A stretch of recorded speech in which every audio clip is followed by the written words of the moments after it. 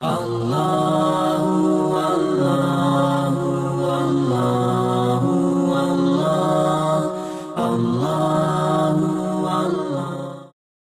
Pernah kepikiran nggak, kenapa surah terpanjang di Al-Quran, Al-Baqarah, itu isinya lompat-lompat? Awalnya bahas iman, terus cerita nabi-nabi, tiba-tiba ngomongin hukum cerai sama utang piutang. Nah, hari ini kita bakal bongkar struktur kerennya dan kita lihat gimana semua potongan ini ternyata nyambung buat ngebangun bukan cuma satu orang, tapi satu peradaban. Oke, kita langsung mulai. Surah ini tuh nggak pakai basa-basi. Ayat pertamanya aja langsung bikin klaim yang wow, luar biasa. Kitab ini nggak ada keraguan di dalamnya. Coba bayangin deh betapa pedenya pernyataan itu. Ini bukan buku saran atau kumpulan dongeng, tapi petunjuk yang pasti. Tapi, ada tapinya, petunjuk ini ternyata nggak buat semua orang. Ayat ini langsung ngasih syaratnya.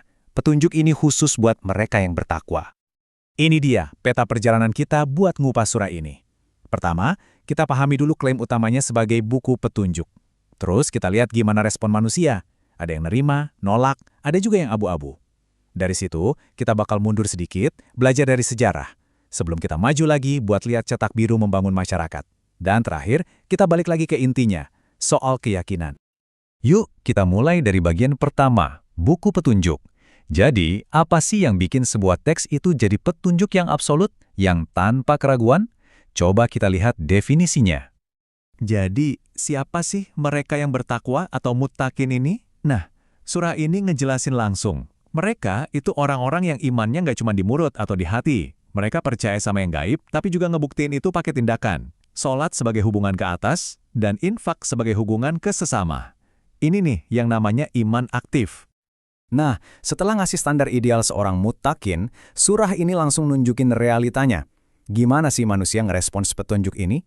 Ternyata, Al-Baqarah langsung ngebagi manusia jadi 3 tipe besar. Pertama, kita punya 2 kutub yang jelas banget. Di satu sisi ada orang beriman yang ngikutin petunjuk dan dianggap beruntung. Di sisi lain ada orang kafir. Coba perhatiin bahasa yang dipakai di sini. Bukan cuma nggak setuju ya, tapi penolakan mereka itu udah final banget. Seolah-olah hati, pendengaran, dan penglihatan mereka itu udah dikunci mati dari kebenaran. Nah, yang paling menarik justru kelompok ketiga ini, yang jauh lebih rumit, orang munafik. Beda sama orang kafir yang nolak terang-terangan, kelompok ini ngakunya beriman. Tapi di dalam hatinya ada penyakit. Lucunya, mereka ngerasa lagi berbuat baik, padahal sebenarnya mereka lagi bikin kerusakan. Dan buat nggambarin kondisi batin mereka, Al-Baqarah nggak pakai penjelasan yang jelimet, tapi pakai perumpamaan yang visual banget. Bayangin, kamu nyalain api biar terang, cahayanya nyala sebentar, terus padam, dan kamu ditinggal di kegelapan total. Atau, bayangin kamu kejebak badai gelap, takut sama petir. Ini bukan cuma cerita, ini potret psikologis orang yang hidupnya penuh keraguan dan ketakutan. Oke, sekarang kita beralih. Kita bakal lihat gimana surah ini pakai sejarah sebagai cermin. Kisah para nabi itu disajikan bukan cuma sebagai cerita pengantar tidur, tapi sebagai studi kasus tentang ketaatan lawan pembangkangan. Surah ini ngajak kita jalan-jalan lintas waktu. Kita mulai dari Adam, prototipe manusia, dikasih anugerah, bikin salah, tapi diampuni pas tobat.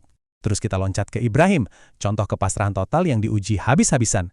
Dan puncaknya, kita ngabisin banyak waktu sama Musa dan Bani Israel. Ini studi kasus super lengkap tentang gimana satu kaum yang dikasih nikmat luar biasa, tapi kok ya jatuh lagi ke dalam pembangkangan.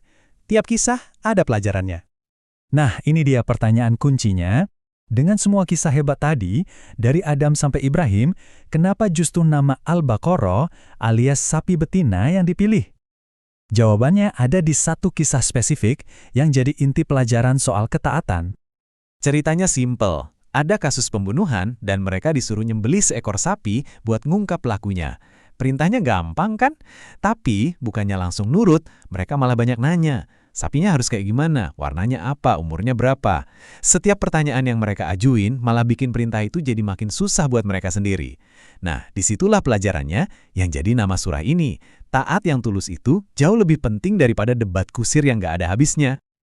Oke, setelah kita ngambil pelajaran dari masa lalu, Al-Baqarah sekarang ngasih fondasi buat masa depan.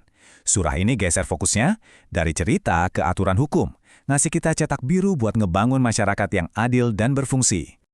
Dan lihat deh betapa detailnya cetak biru ini. Ini bukan cuma ngatur ibadah pribadi kayak puasa dan haji, surah ini masuk sampai ke ruang keluarga, ngatur nikah dan cerai. terus masuk ke pasar, ngelarang riba, biar yang lemah terlindungi dan transaksi jadi adil. Bahkan sampai ke urusan sosial kayak makanan halal dan hukum pidana. Ini bukan aturan acak, tapi sebuah ekosistem hukum yang dirancang buat nyiptain keadilan di semua level. Dan setelah ngejelasin semua aturan buat masyarakat, surah ini balik lagi ke akarnya. Bagian penutup Al-Baqarah itu jadi pengingat. Tentang apa sih inti dari semua ini? Jawabannya, keyakinan murni ketuhanan dan hubungan pribadi lewat doa. Disinilah kita ketemu ayat Al-Kursi, yang sering banget disebut ayat teragung di Al-Quran. Ini adalah pernyataan paling murni tentang siapa itu Tuhan, yang maha hidup, yang nggak pernah ngantuk atau capek ngurusin ciptaannya, pemilik absolut dari segalanya.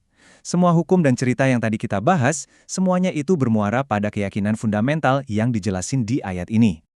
Dan setelah mendeklarasikan keagungan Tuhan, surah ini ngerangkum lagi, apa sih artinya jadi orang beriman? Ternyata bukan cuma percaya sama Allah, tapi percaya sama seluruh paketnya, malaikatnya, semua kitab sucinya, dan semua rasulnya, tanpa pilih-pilih. Ini adalah bentuk kepasrahan yang total. Dan surah yang luar biasa ini ditutup bukan dengan perintah lagi, tapi dengan sebuah doa yang penuh kerendahan hati. Sebuah pengakuan kalau manusia itu bisa lupa dan bisa salah, sebuah permohonan biar nggak dikasih beban yang nggak sanggup dipikul, dan sebuah permintaan ampunan, rahmat, serta pertolongan dari Tuhan. Jadi, kita udah lihat kan perjalanannya? Dari definisi iman yang paling pribadi, sampai ke hukum publik yang paling luas. Dari kisah kegagalan di masa lalu, sampai doa untuk masa depan. Al-Baqarah ini jelas bukan cuma buku panduan spiritual buat individu, tapi sebuah manifesto buat ngebangun peradaban. Pertanyaan besarnya adalah, apa yang terjadi kalau kerangka kerja ini benar-benar diwujudkan? Dan seberapa relevan semua ini buat kita hari ini?